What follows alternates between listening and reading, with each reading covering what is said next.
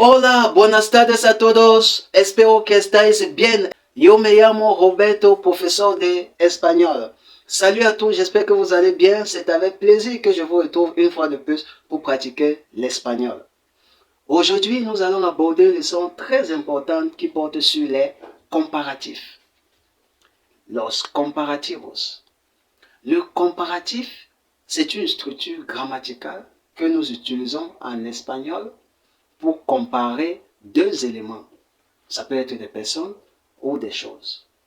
C'est une structure grammaticale essentielle pour la communication, dans la mesure où nous l'utilisons pour comparer des éléments, pour les décrire ou pour les identifier. Au quotidien, nous utilisons cette structure pour nos besoins de communication. C'est ainsi, par exemple, que nous pourrons dire Linda est plus grosse que Brenda. Linda es más gorda que Brenda. Ou encore, Pedro est moins intelligent qu'Ernesto. Pedro es menos inteligente que Ernesto. C'est une comparaison qui a pour objectif d'exprimer la différence de qualité et de quantité entre les différents éléments de la comparaison. Essayons de noter ces phrases au tableau et progressivement nous allons entrer dans des détails. Vamos! Bien. Voilà les deux phrases au corpus. Linda es más gorda que Brenda. Dans la première phrase, nous observons que les éléments de comparaison sont Linda et Brenda. Ce sont les deux éléments de comparaison, c'est-à-dire on compare Linda à Brenda. Et maintenant, la différence de qualité qui existe ici entre Linda et Brenda est gorda. Es gorda. Et bien sûr, on va dire la structure qui nous sert à la comparaison, c'est masqué. Nous avons la masse qui est la structure qui nous sert à mettre en évidence la comparaison entre les deux éléments. Ici, nous avons Pedro et Ernesto, qui sont les deux éléments de comparaison. Et bien sûr, la différence de qualité, ici, c'est intelligente. Intelligente. Et l'élément de comparaison, c'est menos que. Menos que. Bien, nous observons que dans les deux phrases, les différents éléments qui établissent la différence de qualité entre les différents éléments, nous observons que ce sont des adjectifs. Et avant d'entrer ou avant d'évoluer, rappelons qu'en espagnol, nous avons deux principaux types d'adjectifs. Nous avons des adjectifs variables et des adjectifs invariables. Comme nous l'avons mentionné à la leçon précédente, nous avons dit lorsqu'un adjectif se termine par une voyelle, je vais dire une voyelle précisément, le O. Oui, lorsqu'une voyelle se termine par O, elle est variable, puisque nous pouvons passer facilement de gorda à gordo, en fonction du substantif que cet adjectif qualifie. Ici, nous avons Linda. Linda es más gorda. Ça veut dire que gorda, qui est l'adjectif, qualifie Linda. C'est pourquoi nous avons le A. Ça veut dire que si on avait, par exemple, affaire à un substantif au masculin, comme par exemple Carlos. Carlos. Carlos es más, on dira plus gorda, mais on dira Carlos es más gordo. Gordo. Donc on passerait facilement du gorda à gordo. Que Brenda. Donc voilà la première différence. Lorsque un adjectif se termine par O, il est variable parce qu'il peut passer du O à A. Bien évidemment, si le substantif est au pluriel, il faudrait également tenir compte. S'il est au pluriel, on devrait également mettre l'adjectif au pluriel.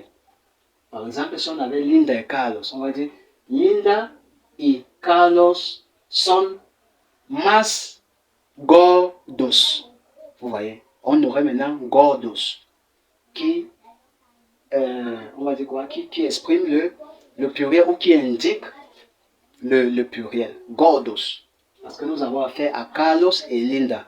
Et nous savons que c'est le masculin qui emporte sur le féminin. Par contre, si on avait, par exemple, Linda, supposons Linda et Brenda, on dirait Linda et Brenda son más gordas. Son más gordas.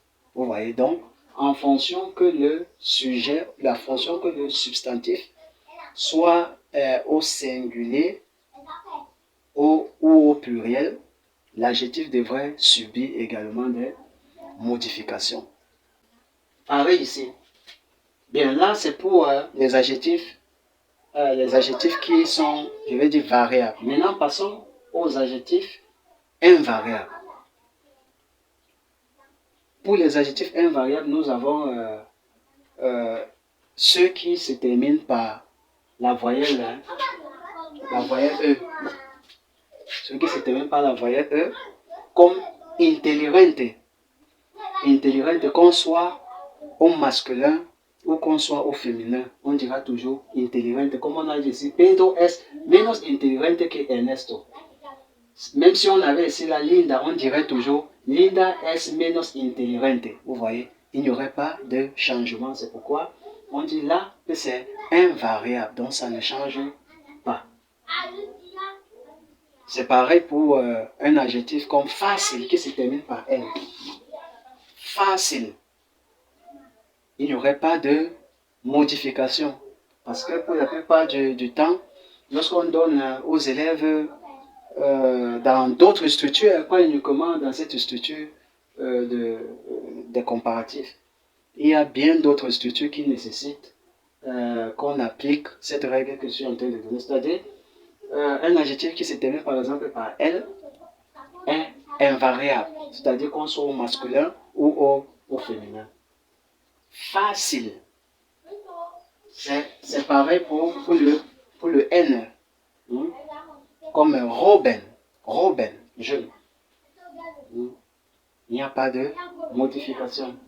Ce qu'il faudrait par contre noter, c'est que au pluriel, nous ne devons pas oublier d'ajouter un S. Oui, c'est-à-dire, pour les adjectifs qui finissent par E, on va ajouter un S. Mais pour les adjectifs qui finissent par un L ou un N ou un S, nous devons ajouter, ou un S, nous devons ajouter ES. C'est-à-dire pour facile qu'on avait au départ, on aurait faciles. Pour Robin, par exemple, on aurait Robines. Avec un S, cortes. On aurait corteses. Bien. Essayons de présenter ces différents comparatifs. Il existe en espagnol 3 types de comparatifs. Nous avons le comparatif de supériorité, nous avons le comparatif d'infériorité et nous avons le comparatif d'égalité. Au niveau de la première phase, Linda es más gorda que Brenda.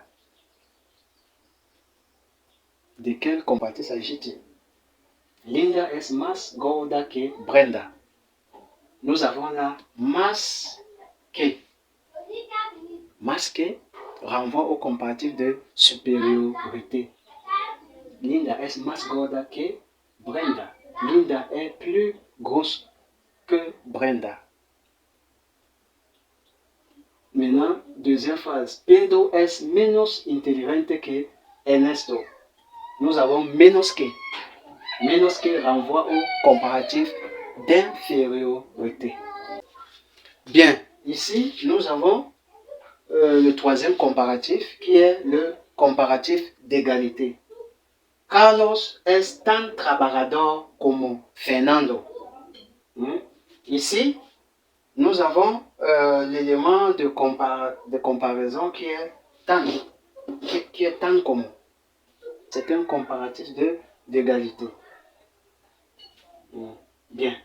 Ici, au niveau du troisième comparatif, relevons que il est également possible de faire cette comparaison d'égalité avec un substantif. Bien, là, nous voyons qu'il s'agit toujours d'un comparatif d'égalité. Mais sauf que là, on va dire quoi, la différence de qualité entre les deux éléments de comparaison est un substantif. Vous voyez, c'est talento. Nicolas a autant de talent que Ricardo. Nicolas tiene tanto talento como Ricardo. Vous voyez, là, la différence de qualité est plutôt substantif. C'est la raison pour laquelle vous verrez qu'ici, il n'y a pas eu le phénomène qu'on appelle l'apocope. On a gardé ici là, tanto. Tanto. Donc, tanto suivi du substantif.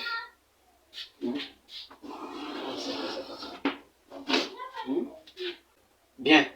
Essayons d'aborder là le dernier axe de cette leçon qui porte sur les comparatifs irréguliers. Qu'est-ce que c'est que les comparatifs irréguliers? Les comparatifs irréguliers, ce sont les comparatifs qui n'utilisent pas totalement ces éléments de comparaison, ces éléments que nous utilisons pour comparer les deux éléments. Prenons une phrase pour mieux illustrer cela. Bien, commençons premièrement par noter ça.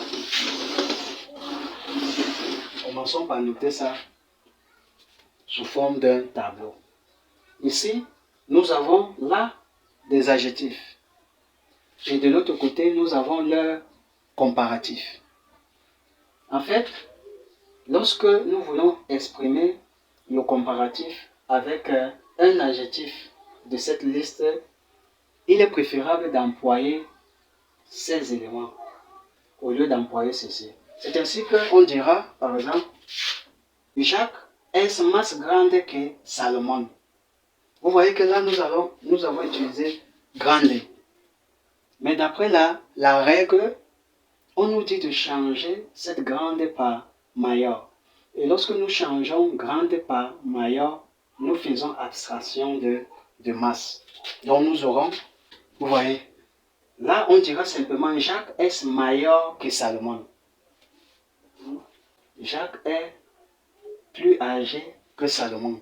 C'est ainsi avec les autres phrases. Au lieu de dire este restaurante es más bueno que el de frente, on dira simplement este restaurante es mejor. Es mejor que el de frente, etc., etc. J'espère que cette leçon vous a plu. Si vous avez aimé, vous likez, vous commentez et vous vous abonnez. Adiós a todos. Muchas gracias.